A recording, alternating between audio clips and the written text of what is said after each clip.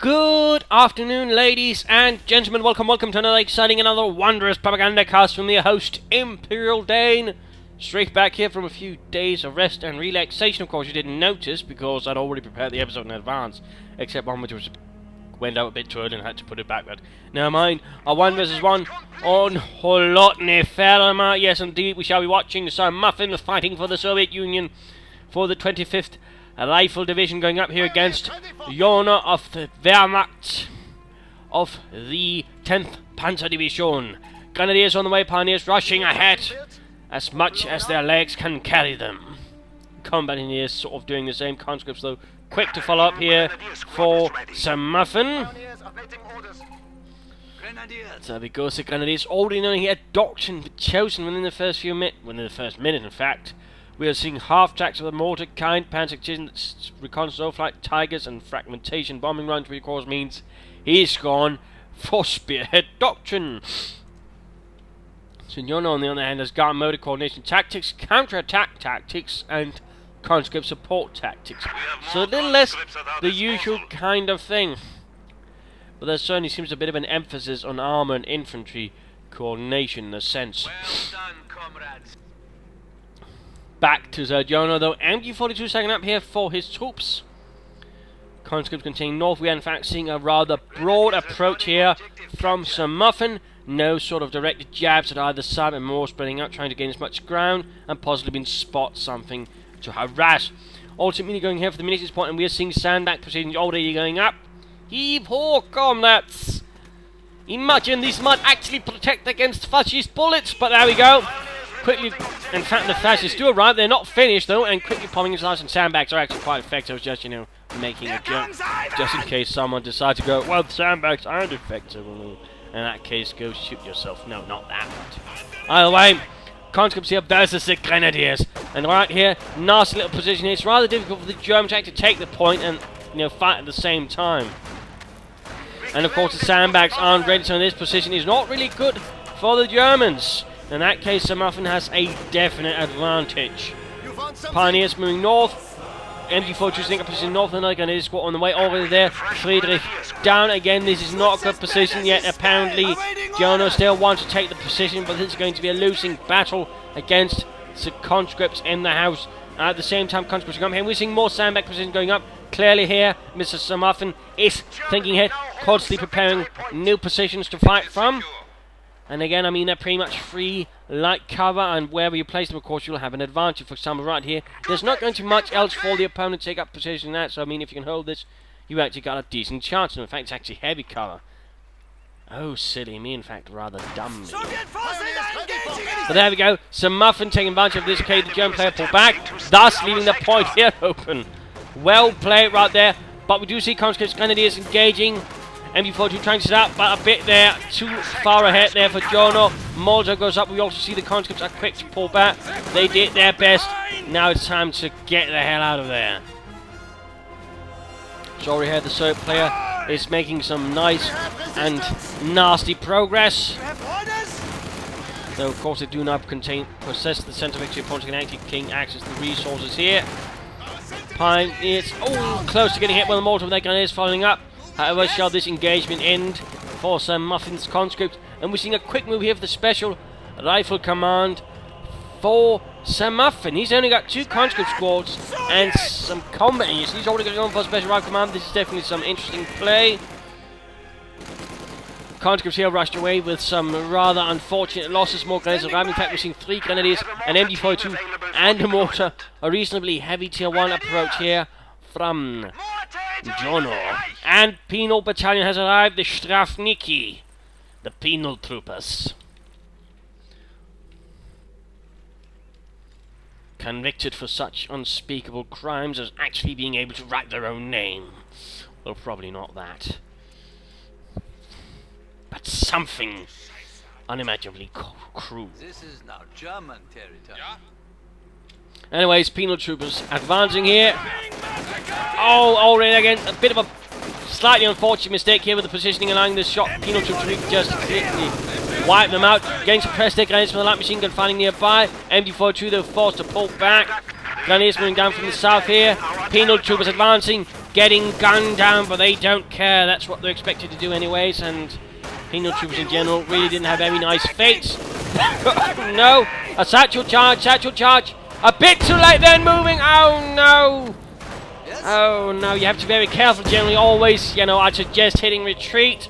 I think he might have been a bit too slow in reacting, and that's cost him the Grenadier squad. Do not underestimate satchel charges.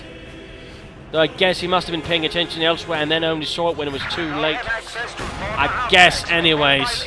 Rather unfortunate though. Rather unfortunate, if not downright tragic. In particular, because they had a light machine gun and now they're all pretty much dead. Continue aggressive harassment play here from Sir Muffin, really nice. I mean, he's just constantly running around, decapping, taking points, and just basically being a huge arse. And following up here, we are seeing more conscripts arriving for Sir Muffin, not more penal troops. That could have been an interesting move, or some scout cars. In response, we're actually seeing a German scout car arriving for the 10th Panzer Division. He likes to punch his Speerwagen. Primary armoured car for the Germans of choice, although they actually preferred something either better off-road or better armoured, which pretty much every other reconnaissance vehicle did than this one. Either there have been light half-tracks with something like the autocannon mounted on it, we would have seen the much heavier one, which is also could upgrade, you know, to the Puma as we know it. The 8-wheeler. Basically, this was not necessarily the most popular scout car, since, believe it or not, 4 wheels rather only makes it good on roads. And there we go, we're actually seeing a mortar half-track arriving as well, so a regular mortar and a mortar half-track. That's going to be quite a bit of artillery. With that, Jono will be able to be lobbing here at Sir Muffin. Another engagement, MG40 needs to be careful. Might get flanked here, penal troops pushing it, whizzing scout. Coming up with grenadiers in support as well. MG40 being pulled back. Nicely done here. Machine gun fire raking into the penal troops. Already got themselves a nice kill score. Scout car needs to be careful though. Mortar rounds falling down. Scout car needs to pull back. Grenadiers running fast spot. And there goes rifle grenade. Oh dear, nice push there, but ultimately forced back due to intense machine gun fire. They're going to try and get that scout car, obviously. Nice choice there by Sir Muffin, although at the same time, be careful. Oh no! Jono actually moved the grenades, but actually ensured they couldn't fire that machine gun, which could have given the conscripts a chance to need to get close to the scout car without suffering punishing casualties. And there we go, scout car down. A slight error in judgment right there from Jono. But more mortar rounds are falling, doing damage, pain, harm, and other nasty kinds of things. But so far, infantry play with some light vehicles on the German side. Serb player continuing to sort of grab as much territory as he can, be a general nuisance, so on. And veterans one already up here for the penal troopers with their SVT-40s, the Soviet semi-automatic rifle of choice. How can we help? So from that there. As to how penal troops were equipped, there generally seemed to be different sort of equipments they could have been given depending on the situation. I mean, if they're just going to be used to clear up mines, they were generally not armed at all. For diversions, you know, one guy might have a rifle, the other one might have the ammunition, so on like that. Otherwise, you know, if they're actually expected to fight, they'd be actually properly equipped. Fun little fact, but again, I mean, generally there does seem to be several sources, you know, saying what they're equipped with, and yet generally tends to sort of also seem to indicate, you know, it varied from mission to mission. Some cases, they were just, you know, cannon fodder, basically. Others, not so much. But again, aggressive play here, flanking about here, really, you know, trying to cause as much havoc here for Jono, and that's just generally nicely done here by Sir Muffin, though he needs to be a bit careful. Oh, nasty hit right there. Follow up with an incendiary round. More sandbags going up. Looks like Sir Muffin loves the sandbags. Moving on to the mechanised armour Campanea. Oh! And the remaining conscripts mowed down by the MG42 crew. Point blank. And there go another push with the penal troops. Grenadiers pulling back. Need to be careful. 4-6. We know that Sir Muffin loves a satchel charge up his opponent's face. Oh dear, he might be paying attention to another unit. Oh no! Ah! You have to be careful of these kind of things. Do not let penal troops like that get too close. I think Jono is underestimating Sir Muffin there in regards to what he wants to do. That's 2 Grenadier squads rolled out by Satchel charges. I mean, absolutely vicious play right there from Sir Muffin. I mean, absolutely astounding. I've rarely seen someone play that aggressively the Satchel charge in quite some time. And usually that'd be me if I was playing with them. I also love using Satchel charges pretty aggressively. I mean, that's pretty ballsy. So it looks like Sir Muffin likes ballsy. Definitely got a nice aggressive spirit there. At the same time, he needs to be careful with losses and such. Guards motor shock doctrine has been chosen. Guards into a rank motor against the Grenadiers. Jono, by the way, will need some infantry replacements sooner or later. He's lost several squads. Of course, a light machine gun has been left behind for some lucky bastard to unleash upon their opponents. Another scout car up here. And certainly also this kind of half-tech would have been part of a reconnaissance unit. Usually would have been more the armoured assault troops that would have been part of a reconnaissance unit, basically meant to break a hole in the line and, well, you know, basically be a nuisance. That was one part of it. Another part would also have been, you know, motorised, but would have been also well equipped, but less more about fighting, more about actual reconnaissance, although they would also like to have seen some fighting as well. MT-42 sitting up. Penal troops might encounter some nasty opposition right there. We go. Point blank firing. Not looking too good here, and we do see the force retreat at the same time, though. Gaining veteran 2, guards following up, but they need to get into that house, otherwise they're going to get suppressed in a very, very short amount of time. Of course, we also got the mortars firing away. Panzer Grenadier arriving. Combats with the light machine gun getting shredded. Vengeance from Sir Reich, I suppose, and then attempt to get it back. Alternating here, attempted using armor-piercing incendiary rounds. Well done, actually using some veterans abilities. That's always the hallmark of a player who might know a thing or two about the game, actually. Good job. It is Arbeit. Also, generally, you don't want your troops to advance straight into automatic fire like that. There we go, though. Nice maneuver, though. Note how he didn't throw it at the opponent, he threw it at the cover. More particularly, the cover his opponent would have been using. So, nice little maneuver there, a nice little maneuver from Sir Muffin. He managed to deny the Panzer Grenadier's cover. And that's actually one way of using Molotovs. Not just, you know, as a grenade, but also something to actually deny your opponent cover. Splendid. And now we're actually seeing that he has an awful lot of infantry. 2 squads of guards infantry. Penal battalion. 3 conscripts and some combat engineers. On the other hand, he's barely got any fuel, which is rather hurting him. He might want to consider getting a fuel cache out with some of this manpower instead of, you know, just more troops. Because at the same time, this does present him with some very expensive costs, and I should also suggest him actually using conscripts to merge with the penal battalion instead of reinforcing. You actually save manpower on that, and it really doesn't make a difference in this case because conscripts and penal battalions have the same amount of armor. We will keep it. So that's something I would suggest keeping in mind in these matters. Oh, veterans do here for the MD-42, but at the same time quickly getting overwhelmed by the conscripts, and Muffin continues his very aggressive play. Supply sector under attack. It looks like a larger guards infantry push is making its way through the south. Also looks like all the mortars are pointing away from that to occupy it with the bastards sneaking about here behind the lines. Support armor corps is up. Nice anti-tank grenade. At this stage, you might want to consider getting up a SS-76 to help deal with the light vehicles, also bombard a bit. That could work out nicely, I think. Though he's definitely going to be a bit short in dealing with the tanks department at the moment, which is something he actually needs to be seriously careful about. Conscripts here, they're getting pushed away. Might get cut down on the retreat due to the scout car. And there we go. Bit of a tragic loss. Penal battalion leading the charge up through the centre. With the SVT-40s. Pack crew running into an awful lot of trouble trying to get the devil out of there.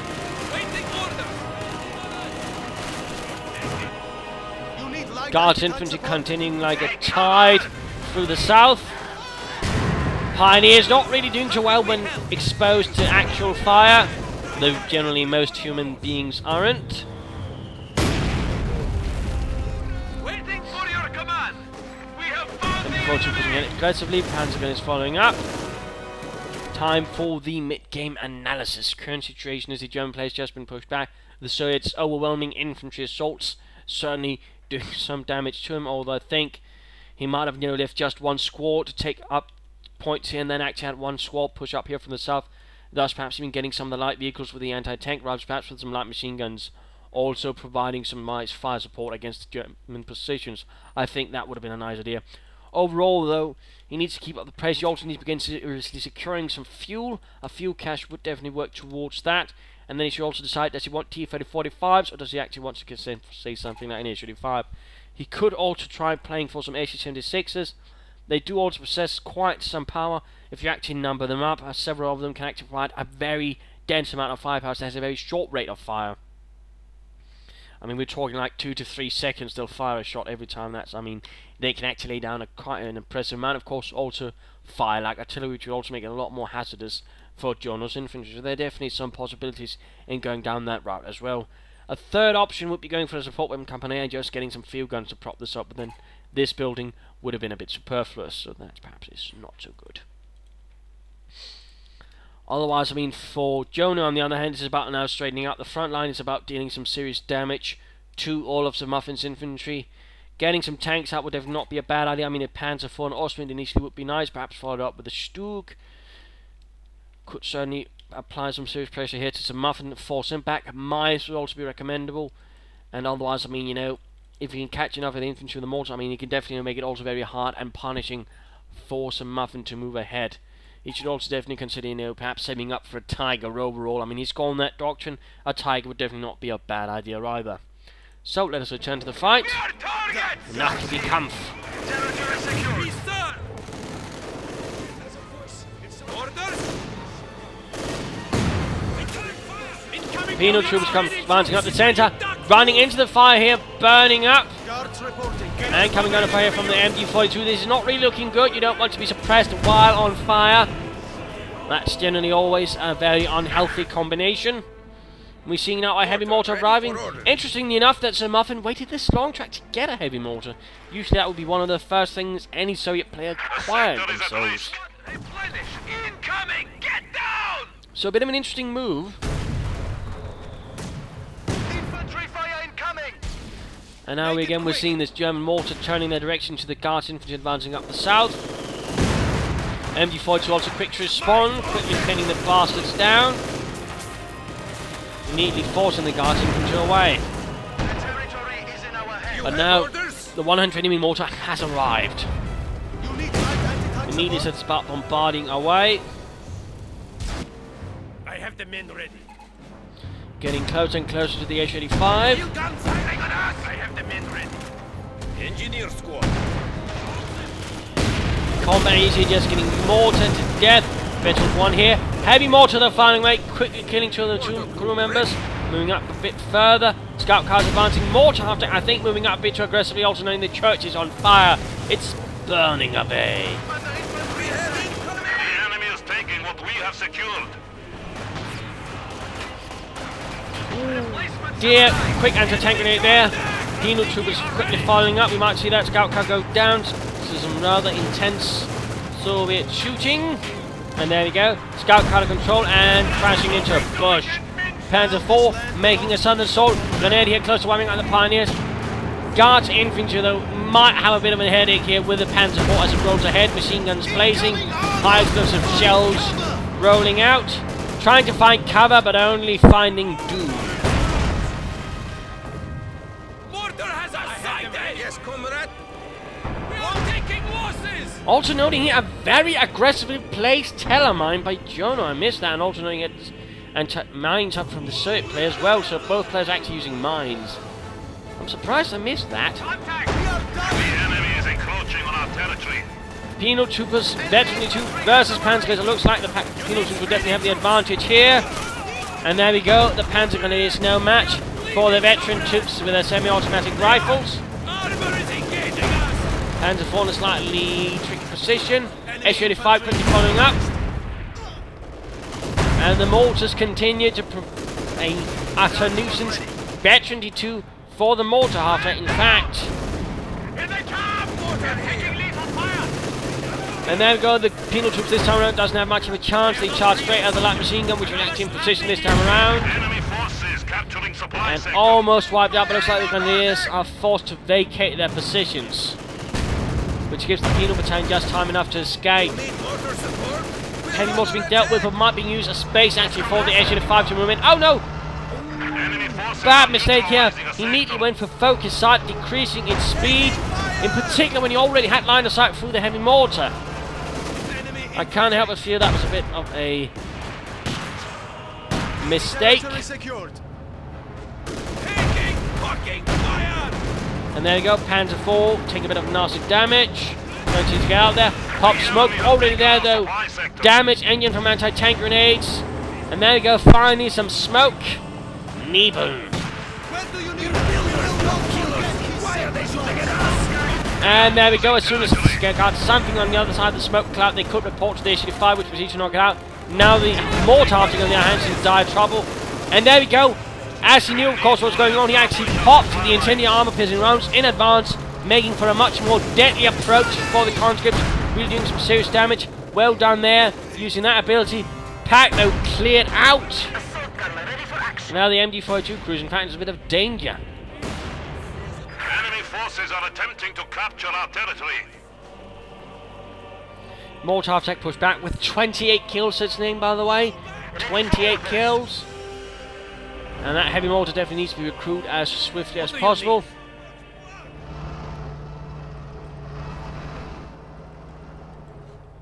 So does the pack. The enemy has taken our Panzer supply up their sector. Kanone. And popping over here to Jono, with now a Stug on the way to try and keep things together here. We have liberated this sector. The adversary has slipped to 100 points. And by 1944, as the war sort of progressed through that, I mean, it was also more common to see, in fact, that the 3rd battalion, that was the Stug battalion, was actually moved in a Panzer division, and usually any Stugs would either have been in the tank destroyer company, or, and this is actually quite important, or in the Panzer battalion. Yes, indeed, Stugs were actually being increasingly used also as tanks, which again, rather, you know, showed the diversity of the assault gun role. But little fun fact there again, little fun fact. Of course, it didn't really do well as a tank. It generally did well supporting tanks, but as a tank on its own, I mean, you know, it rather lacked some vital things like a turret, more specifically. But still, fun fact. Pioneers awaiting orders. Rather heavy northern lads, finally taking advantage of the fact that Jono doesn't have much up here. He should have probably done that a lot earlier, though. Stug upgraded with a potential mounted machine gun. Well done. Penal troops making the northern advance. Catching the MD-42 here uncovered. Coming from behind! Enemy forces are securing Stug needs to our pull territory. back. And that pack is in fact going to pull down the over here. Veterans fleet for the penal troopers. Oh dear. That's definitely bad news. Fuel casualty going up now here for Jono. Nice and tender around, catching all the infantry, trying to take the centre victory point. Well played there by Jono. Heavy fighting in the south of the Grenadiers. Panzers duel it out with the conscripts and convoys with machine guns. And now we're seeing the airship Stug moving ahead. I think Jono here got a bit too cocky in his attempt to try and deal with it. It could have worked out, but he didn't actually quite know where he was and actually hadn't positioned the manner that might help, so that was a bit of a blunder. Is attempting to steal our sector. But victory points are seriously ticking down here for Sir Muffin. That's probably due to that he hasn't really been harassing seriously in the north. Oh well, but now we are seeing in fact a dire rush for every victory point possible. And Guards Infantry are taking the central one, although another incendiary round going here from the mortar half track. Guards Infantry to the sense something might be going on. Rushes ahead. Enemy has spotted us! MD-42 sending up. Guards Infantry taking up position inside the house. Mortar attack needs to get out there. Schnell, Schnell!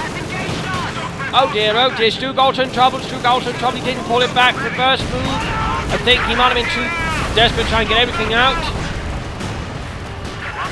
S-35 following up, Molotov taking trouble. Oh, this is just devastating. His only chance of dealing with Guards Infantry is going to be using armor-piercing incendiary rounds, which is actually a bit of a rare trick. Not a lot of people actually know it works, but they actually do more. Of course, I imagine the so it's rather not counting so much. Armor-piercing bullets, comrade. This is wood, not armor. It does nothing. Yeah! And of course, you know, less than famous last words, as incendiary armor-piercing rounds prove themselves also effective against troops in buildings. So right here, it's not really looking good for the Guards Infantry, as they continue to wreck the building. And there we go. In fact, we see here that Muffin is forced to vacate the premises in shame at the realization that armor-piercing rounds also work well against wooden planks. Attack here should be quickly recruited. I mean, Muffin is still disastrously exposed to any kind of armor. And right now, if a Panzer IV was to roll in here, I mean, that could very well be game over for his S-35. I mean, the flanks here and here are quite exposed. So it's something he very well has to keep in mind, and we are seeing what follows up here. A Katyusha, he's going to get himself some rocket artillery. Oh, S-35 here flanked at Panzer Fausted, other grenadiers. Panzer is doing well to counteract to keep any wing from supporting the S-35. Well done then, the Grenadiers doing the same. Guards Infantry rushed ahead by Muffin, absolutely slaughtered. Quick Katyusha barrage though, doing its best to ruin the day of the Wehrmacht. We are losing the sector.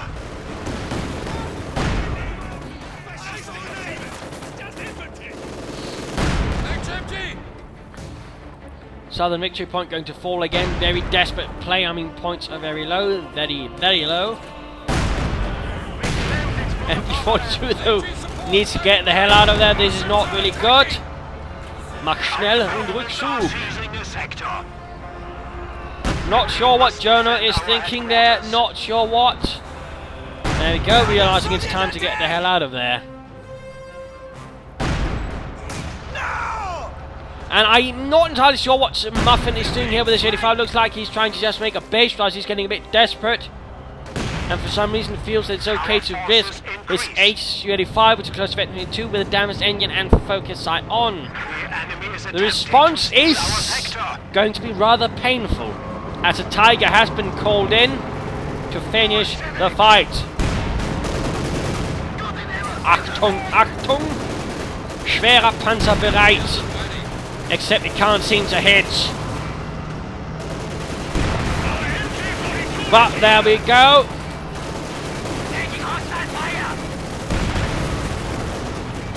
Wow, that is Tiger Gunner really seems to have had a bit too much to drink before they went into the fight.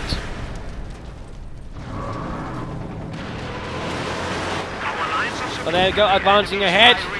And I would say this is pretty much game over again. He should have recruited the package, should have pulled back those farm instead. I think Muffin rather blew his chance of victory. And there we go. Katyusha down.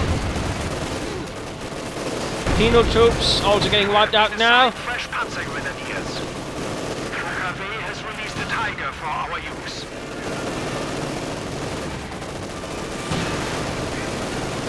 And game over. A bit short than 30 minutes, and really I want to do that, but you know, just came back, and I thought we still had some interesting moments. Some very ballsy move of Satchel charges, which actually worked out, which is a bit rare like that, but still interesting.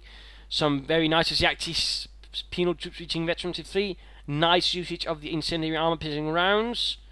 Very nice, that good use of mortars, all that. I mean, there were some problems with Jono using his armor. That was definitely a bit unfortunate. And I think, I mean, while Muffin played a nice and aggressive play, at times lacked a bit of cohesion. He could have harassed more. He could have tried to secure himself some more fuel, which I think also hurt him a bit. And of course, the question is if then he shouldn't just gone straight, you know, for the T-34-85s instead, and actually gotten some more armor that could place pressure on armor and infantry alike, rather than just the H-85. That's also something he might have wanted to consider, you know, just saying. Otherwise, when you nicely played, Tiger was certainly a bit of a gamble, ultimately worked out here for Jono, pushed in the end, and pretty much finished the game. I mean, some slight problems here with unit preservation, but also, probably partly due to, catching an opponent off guard, which is certainly nicely done. Actually grabbing enemy weapons laying about, also nice. I think also Sir Muffin was a bit too late in getting the heavy mortar. He should have had it up much, much sooner. I mean, the heavy mortar is something you want up in usually the first 5 to 10 minutes of the game. That's really no way it can absolutely mess up your opponent. So that was perhaps also a bit of a mixed decision right there, but otherwise, well played by both. Nice aggression. I really love to see some aggression again. Nice usage of the incendiary piercing ground. So I hope you enjoyed this match. Hope you learned a thing or 2 or 3 from it. If you did, why not subscribe, tell your friends? If not, we'll send in a replay video and provide some feedback in the comments. I absolutely love replays, and already here got a bunch, I think 16 while away these few days. So great stuff. Keep sending them in, please. But cheers.